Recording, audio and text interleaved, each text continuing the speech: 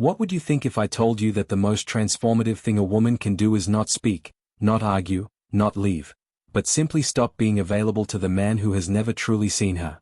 Not out of punishment. Not to teach him a lesson. But because she has finally stopped begging to be known through noise, through effort, through endless giving. She sits in silence, not cold, not distant, but full, whole, occupied by her own presence. And for 7 days, she says nothing. No explanations. No texts. No softening. Just stillness. A quiet that does not invite repair, but demands reckoning.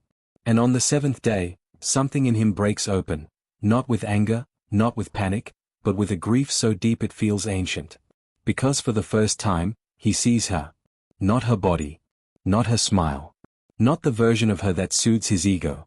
He sees her soul, the one he ignored, minimized, took for granted, all while believing he loved her. This is not romance. This is individuation. This is the moment the unconscious stirs, in both of them. I have spent my life mapping the unseen forces that govern human connection. The projections. The shadows. The archetypes that move through us like tides. And I tell you this, a man does not see a woman until she becomes invisible to his ego. Until she withdraws her energy, her attention, her constant emotional labor. Then and only then does the anima within him awaken. Not as lust.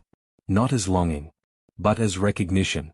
A sacred awareness that what he thought was love was merely dependency disguised as affection.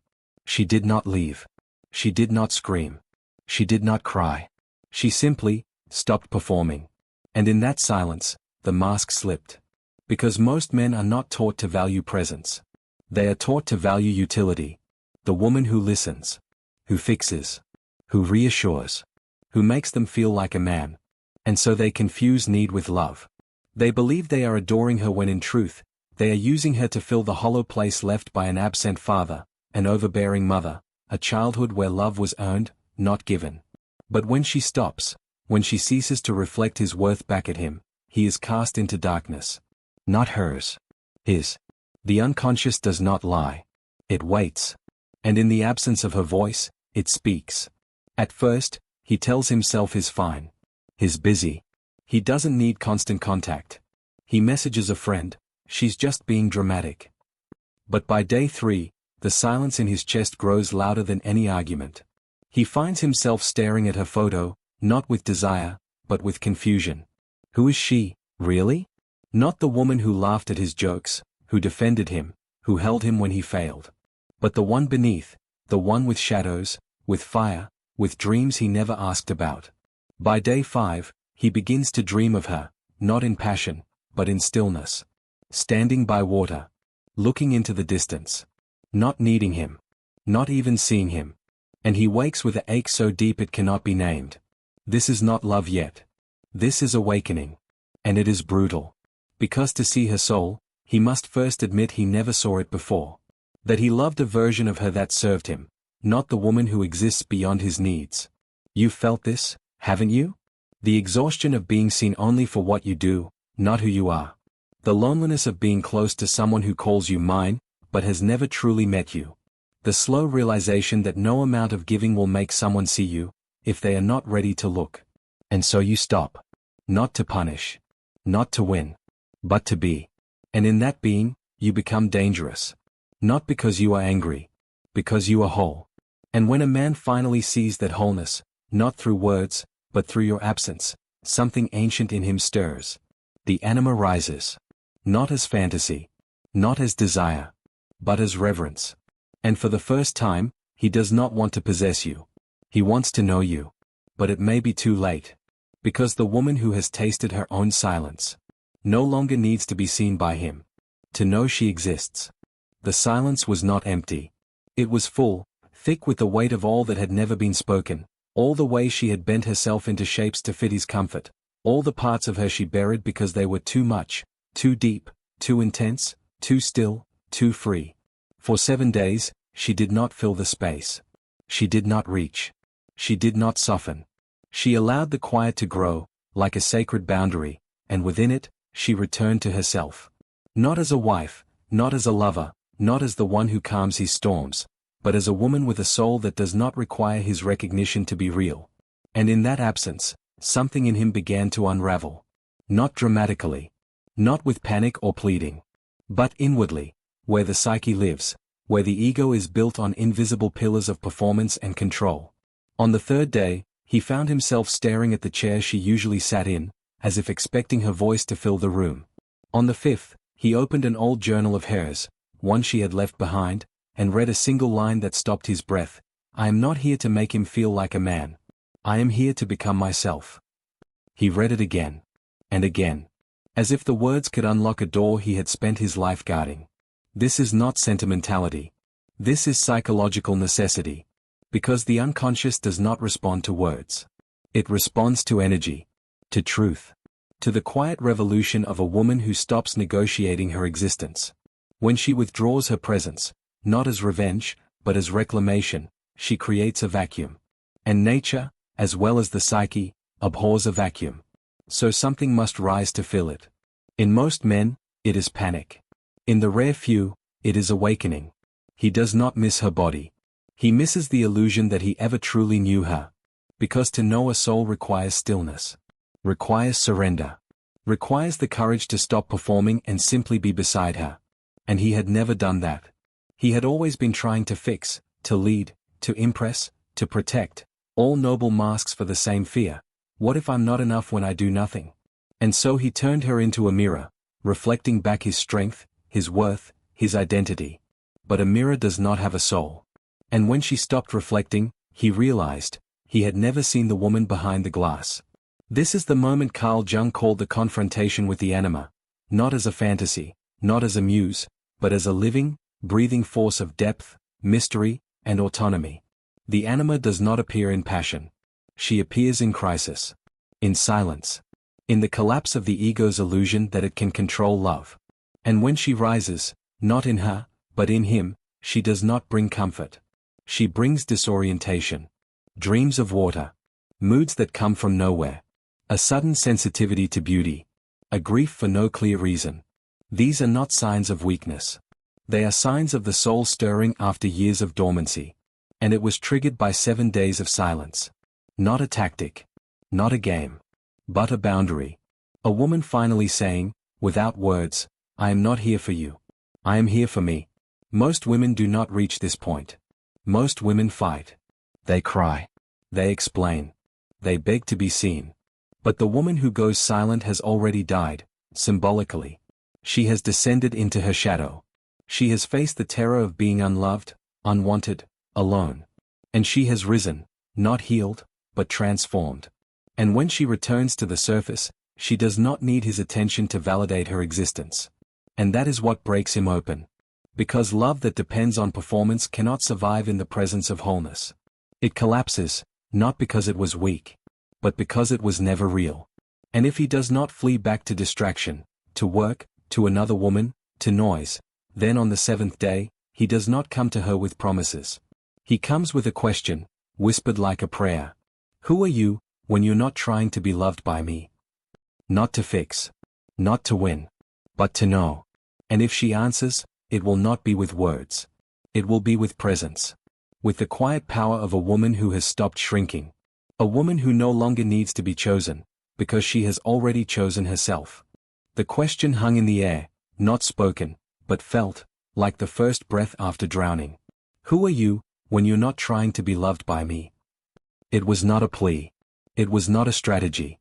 It was the raw, trembling edge of a man who had just realized he had spent years loving a reflection of himself, not the woman standing before him. And now, for the first time, he wanted to see her, not the version shaped by his needs, but the one who existed long before he arrived, long before she learned to soften her voice, to smile when she was empty, to call his ego strength and his absence independence. This is the rarest moment in human connection. When the lover finally sees the beloved as a separate soul. Not an extension. Not a completion. But a sovereign being, whole in her own right. And it did not come from a conversation. It did not come from therapy. It did not come from years of effort. It came from 7 days of silence, 7 days of her refusing to perform, to explain, to prove she was worthy of love. In that stillness, the unconscious did its work. Not through logic, not through words, but through the slow erosion of illusion. The persona, the mask of the strong man, the provider, the protector, began to crack. And beneath it, something fragile emerged, the boy who just wanted to be seen, not praised. The man who longed to be held, not admired. The soul that craved intimacy, not conquest. But here is the truth few will admit. A woman does not gain power by speaking louder. She gains it by speaking less. By holding her energy. By refusing to fill the silence with reassurance. Because silence is not absence. It is presence, pure, undiluted, unapologetic. And in its depth, the psyche is forced to confront what it has ignored. You have felt this, haven't you? The exhaustion of being the one who always initiates. The loneliness of giving love that is received like a service, not a gift. The quiet horror of realizing that he calls you mine, but has never asked, what do you need? And then, finally, the decision to stop. To stop explaining. To stop justifying. To stop shrinking into the shape of his comfort. And when you do, the relationship does not end because you left. It ends because it could not survive your wholeness. Because most bonds are not built on love. They are built on function. She soothes. He provides. She fixes. He distracts. It works, until she stops. Until she refuses to play her role. And then the whole structure collapses, not because it was broken, but because it was never meant to last. This is not failure. This is initiation. And for the man who stays in the wreckage, not to fix, but to feel, it becomes a descent. Jung called it nigredo, the blackening. The necessary darkness before rebirth. It is not depression. It is not weakness. It is the psyche's way of saying, you have been asleep. You have been living through her. Now you must live through yourself. And so he grieves, not for her, but for the self he never knew. The one who wanted to be loved for simply being, not for what he could do. He dreams of her standing in water, untouched by wind, unshaken by storm. He wakes with tears he cannot explain. He walks through the world as if seeing it for the first time, colors brighter, sounds deeper, silence heavier. This is the anima rising. Not as fantasy. Not as desire. But as truth. And if he does not flee, if he does not numb it with work, with sex, with another woman, then on the 8th day, he does not come to her with promises. He comes with humility. With the quiet awareness that he was not loving her. He was using her to avoid his own emptiness. And if she is still there, if she has not walked into her own light, then perhaps, just perhaps, he is ready to see her. Not to possess. Not to complete. But to witness. Because love that survives the fire of silence is not a bond. It is a meeting. Two souls who no longer demand completeness from each other, because they have found it within. And the woman who has walked this path? She does not wait. She does not wonder. She does not beg. She stands in her truth, silent, sovereign, free. The 8th day arrived not with fanfare, but with stillness, the kind that follows a storm, when the air is washed clean and the world feels new again. She did not wake with urgency. She did not reach for her phone. She rose slowly, as if emerging from deep water, and stepped outside. The sky was pale gold, the horizon soft with light. There was no message. No call. No desperate plea.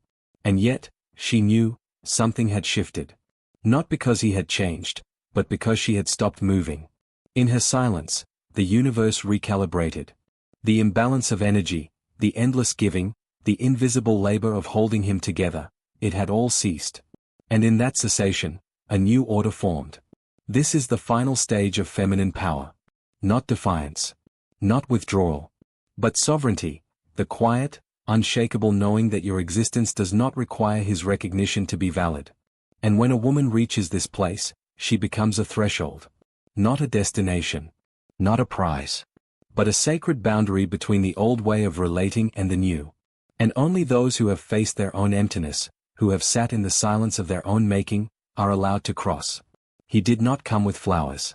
He did not come with promises. He came with empty hands and a quiet voice, and said only this. I didn't see you.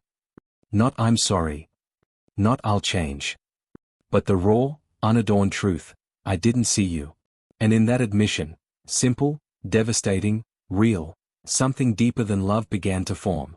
Because love built on performance dies in the presence of truth. But love born from truth, from seeing, from humility, from the courage to say I was blind, has a chance to become something rare, a union of equals. Two souls who do not complete each other, but witness each other. This is what Carl Jung meant by individuation, not isolation, but the coming home to oneself so completely that relationship becomes a choice, not a need. The woman who has faced her shadow no longer enters love out of lack. She enters it from overflow. And the man who has faced his anima no longer seeks a woman to fix him. He seeks a soul to walk beside. But most do not make it this far. Most relationships collapse under the weight of this truth. Because the ego cannot survive it. It would rather create drama than sit in silence. It would rather chase than face itself. And so, when she goes quiet, it interprets her stillness as punishment, when in truth, it is purification. You have been that woman, haven't you? The one who gave everything, only to be taken for granted. The one who spoke, and was heard, but not seen. The one who loved so deeply that she forgot herself. And then, one day, you stopped. Not because you stopped caring. But because you started caring more, for the woman you were before the world asked her to shrink. And in that stopping, everything changed. Because silence is not emptiness. It is fullness too deep for words. It is the language of the soul. And when a woman finally speaks it, not as a weapon, but as a boundary, she does not lose the man. She reveals him. And if he is ready, he will not beg her to return. He will thank her for leaving, because only in her absence did he find himself. But if he is not ready? If he cannot bear the weight of her wholeness? Then she walks on, not with bitterness, not with regret, but with peace. Because the woman who knows her worth doesn't chase, she chooses.